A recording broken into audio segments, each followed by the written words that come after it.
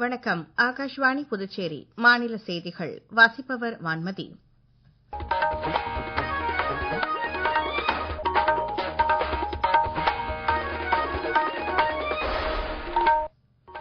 தலைப்புச் செய்திகள்.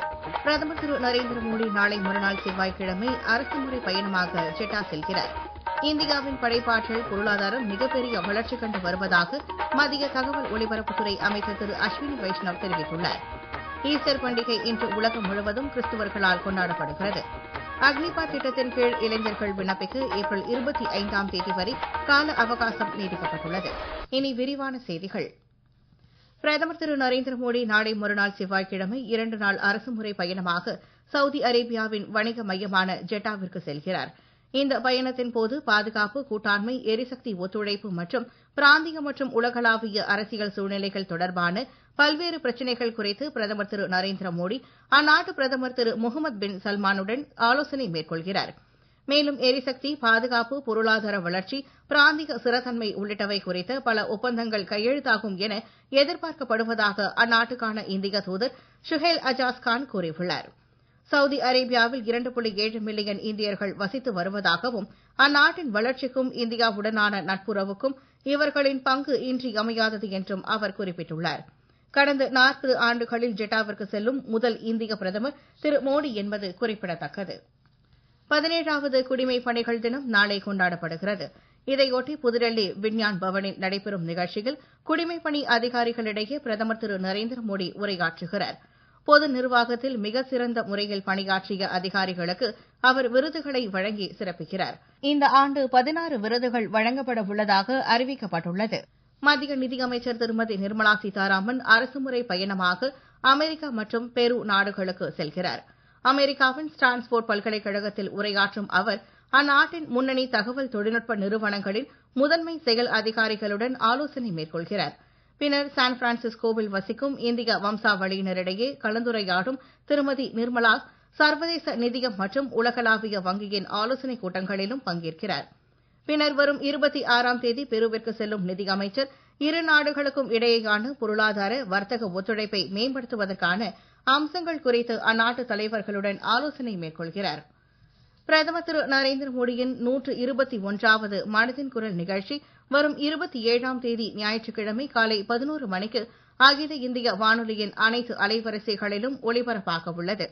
இந்நிகழ்ச்சியில் இடம்பெற வேண்டிய கருத்துக்களை பொதுமக்கள் நமோ செயலி, மைகவ் இணையதளம் மற்றும் 1800117800 என்ற கட்டணமில்லா தொலைபேசி வாயிலாகவோ அல்லது 1922 என்ற எண்ணில் குறுஞ்செய்தியாகவோ வரும் 25ஆம் தேதி வரை தெரிவிக்கலாம்.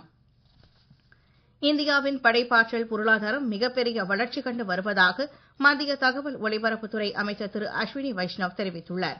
மும்பையில் வரும் 1ஆம் தேதி தொடங்கும் வேவ்ஸ் உலக ஒளி பொழுதுபோக்கு உச்சி மாநாடு தொடர்பாக செய்தியாளர்களிடம் பேசிய அவர் உலகளாவிய ஊடக பொழுதுபோக்கு சூழலில் புதிய நடைமுறைகளுக்கு ஏற்ப மாற்றங்களை ஏற்றுக்கொள்வதன் அவசியத்தை வலியுறுத்தினார். இந்த மாநாட்டில் பங்கேற்க 1 லட்சத்திற்கும் மேற்பட்டோர் பதிவு செய்திருப்பதன் மூலம் இந்தியாவில் படைப்பாற்றல் பொருளாதாரம் பெரும் வளர்ச்சி அடையும் என்றும் ஊடகம் மற்றும் பொழுதுபோக்கு தொழில்துறையினருக்கு வேவ்ஸ் மாநாடு ஒரு சர்வதேச வாய்ப்பை ஏற்படுத்தும் என்றும் அமைச்சர் கூறினார். ஊரகப் பகுதிகளில் வசிக்கும் கடைக்கோடி மக்களுக்கும் தரமான சுகாதார சேவை அளிக்கப்பட வேண்டியது அவசியம் என்று மகாராஷ்டிர முதலமைச்சர் திரு தேவேந்திர பட்னாவிஸ் தெரிவித்துள்ளார். மும்பையில் நடைபெற்ற நிகழ்ச்சி ஒன்றில் பேசிய அவர் நாட்டில் உள்ள ஒவ்வொருவருக்கும் எளிதாகவும் தரமாகவும் குறைந்த கட்டணத்தில் சுகாதார சேவை கிடைப்பது முக்கியம் என்று கூறினார். மகாராஷ்டிராவில் கடந்த 2 ஆண்டுகளில் 10 புதிய மருத்துவக் கல்லூரிகள் தொடங்கப்பட்டுள்ளதாகவும் அவர் தெரிவித்தார். இந்நிகழ்ச்சியில் எண்டோஸ்கோபி பிரிவில் சிறப்பாக செயல்பட்ட மருத்துவர்களுக்கு அவர் விருதுகளை வழங்கி பாராட்டினார்.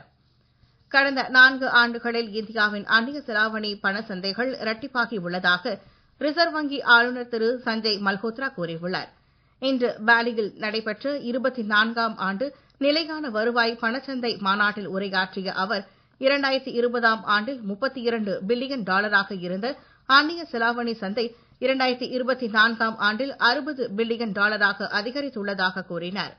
மேலும் தினசரி பண பரிவர்த்தனைகள் 3 கோடி ரூபாயில் இருந்து 5,40,000 கோடி ரூபாய் என்ற அளவை எட்டியுள்ளதாக கூறிய அவர் அண்மையில் மேற்கொள்ளப்பட்ட நிதி நிர்வாக சீர்திருத்தங்களால் இது சாத்தியமானதாக தெரிவித்தார். ஈஸ்டர் பண்டிகை இன்று உலகம் முழுவதும் கிறிஸ்தவர்களால் கொண்டாடப்படுகிறது. இதனை ஒட்டி குடியரசுத் தலைவர் திருமதி திரௌபதி முர்மு, குடியரசு துணைத் தலைவர் திரு ஜெகதீப் தன்கர், பிரதமர் திரு நரேந்திர மோடி உள்ளிட்ட தலைவர்கள் வாழ்த்து தெரிவித்துள்ளனர். ஈஸ்டர் பண்டிகை குறித்த செய்திக்குறிப்பு. புனித வெள்ளியன்று கல்வாரியில் சிலுவையில் அறையப்பட்டு உயிர் நீத்த இயேசு கிறிஸ்துவின் உயிர்த்தெழுதலை குறிக்கும் விதமாக ஈஸ்டர் பண்டிகை கொண்டாடப்படுகிறது. ஈஸ்டருக்கு முந்தைய 40 நாட்கள் கிறிஸ்தவர்களின் தவக்காலமாகவும், ஈஸ்டருக்கு முந்தைய வாரம் பெரிய வாரமாகவும் கடைபிடிக்கப்படுகிறது. புதுச்சேரியில் உள்ள தூய ஜென்மராக்னி மாதா தேவாலயம், தூய இருதய ஆண்டவர் பசிலிக்கா, நெல்லித்தோப்பு விண்ணேற்பு மாதா ஆலயம், வில்லியனூர் லூர்து மாதா ஆலயம் உள்ளிட்ட பல்வேறு தேவாலயங்களிலும் நள்ளிரவில் சிறப்பு திருப்பலி மற்றும் ஆராதனைகள் நடைபெற்றன. இதில் ஏராளமான கிறிஸ்தவர்கள் கலந்து கொண்டு பிரார்த்தனையில் ஈடுபட்டனர். நீங்கள் கேட்டுக் கொண்டிருப்பது மாநில செய்திகள். ஆகாஷ்வாணி செய்திகளை நேயர்கள் உடனுக்குடன் தெரிந்து கொள்ள எமது புதுச்சேரி மண்டல செய்தி பிரிவின் சமூக ஊடகங்களான @airnews_புதுவை என்ற எக்ஸ் பக்கத்தையும், all India radio news Puducherry என்ற பேஸ்புக் பக்கத்தையும், @RNU புதுச்சேரி என்ற யூடியூப் சேனலையும் அணுகலாம்.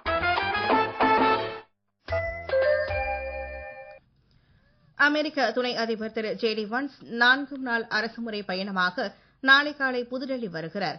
அவருடன் உயர்மட்ட குழு ஒன்றும் இந்தியா வரவுள்ளது. நாளை மாலை பிரதமர் திரு நரேந்திர மோடியை அவர் சந்திக்க உள்ளார். அக்னிபாத் திட்டத்தின் பல்வேறு பணியிடத்திற்கு விண்ணப்பிப்பதற்கான கால அவகாசம் நீட்டிக்கப்பட்டுள்ளது. இதுகுறித்த கூடுதல் விவரங்கள். அக்னிபத் திட்டத்தின் கீழ் இந்திய ராணுவத்தில் பொதுப்பணி, தொழில்நுட்ப பணி, எழுத்தர், பண்டக காப்பாளர் உள்ளிட்ட பிரிவுகளுக்கு விண்ணப்பிக்க ஏப்ரல் 25ஆம் தேதி வரை கால அவகாசம் நீட்டிக்கப்பட்டுள்ளது. முன்னர் இது ஏப்ரல் 10ஆம் தேதியாக இருந்தது. புதுச்சேரியை சேர்ந்த தகுதியான இளைஞர்கள் மற்றும் இளம் பெண்கள் நாளை மறுநாள் காலை 10 மணிக்கு தாகூர் அரசு கலைக்கல்லூரியில் நடைபெறும் சிறப்பு முகாமில் கலந்து கொள்ளலாம் என்று புதுச்சேரி மாவட்ட ஆட்சியர் திரு குலோத்துங்கன் வெளியிட்டுள்ள செய்திக்குறிப்பில் தெரிவிக்கப்பட்டுள்ளது. மேலும் விவரங்களை www.joinindianarmy.nic.in என்ற இணையதளத்தில் தெரிந்து கொள்ளலாம் என்றும் இந்த செய்திக்குறிப்பில் கூறப்பட்டுள்ளது. புதுடெல்லி முஸ்தாபாபாத் பகுதியில் 4 மாடி கட்டிடம் நேற்று இடிந்து விழுந்து ஏற்பட்ட விபத்தில் 11 பேர் உயிரிழந்தனர். இடிபாடுகளில் சிக்கிய 5 பேர் மீட்கப்பட்டனர். மேலும் பலர் இடிபாடுகளுக்கு இடையே சிக்கியுள்ளனர். தொடர்ந்து 2வது நாளாக தேசிய பேரிடர் மீட்புப் படையினர், காவல்துறையினர், தீயணைப்புத் துறையினர் உள்ளிட்டோர் மீட்புப் பணிகளில் ஈடுபட்டு வருகின்றனர். இவ்விபத்தில் உயிரிழந்தோர் குடும்பத்தினருக்கு குடியரசுத் தலைவர் திருமதி திரௌபதி முர்மு, பிரதமர் திரு நரேந்திர மோடி, டெல்லி முதலமைச்சர் திருமதி ரேகா குப்தா உள்ளிட்டோர் ஆழ்ந்த இரங்கல் தெரிவித்துள்ளனர். விபத்தில் உயிரிழந்தோரின் குடும்பத்தினருக்கு தலா 2 லட்சம் ரூபாயும், காயமடைந்தோருக்கு 50,000 ரூபாயும் பிரதமர் தேசிய நிவாரண நிதியில் இருந்து வழங்கப்படும் என்று பிரதமர் தெரிவித்துள்ளார். ஜம்மு காஷ்மீரில் நடப்பாண்டு அமர்நாத் யாத்திரையின் சேவை வழங்குவோருக்கான பதிவு நடைமுறையை தொழிலாளர் நலத்துறை தொடங்கியுள்ளது.